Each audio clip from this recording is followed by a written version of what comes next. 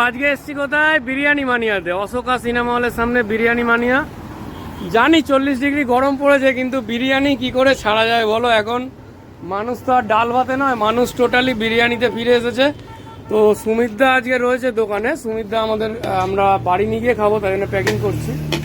বলছি দাদা, এখনো কি 80 টাকা আছে না বেড়েছে? না, 80 টাকা আনলিমিটেড।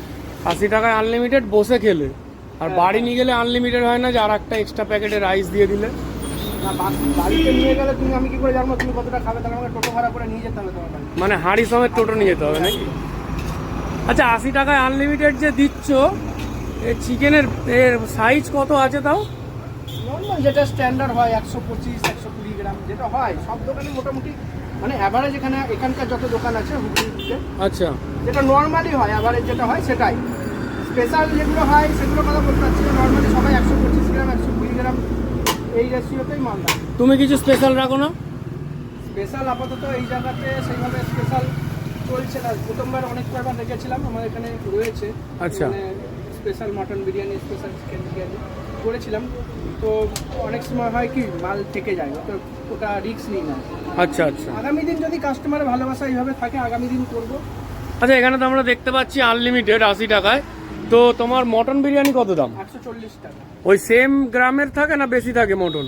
মটনের তো ওয়েটটা একটু বেশি হয়, মটনের একটা ওয়েট বেশি থাকার জন্য ওটা মোটামুটি 130-40 গ্রাম চলে যায়। 140 গ্রাম চলে যায় কেজিতে 7খানা। আচ্ছা কেজিতে 7খানা। আচ্ছা, আমরা এবার দেখে নিই কেমন কি প্যাকিং যাচ্ছে। এই যে চিকেনের পিস গেল, তার সাথে আলু গেল।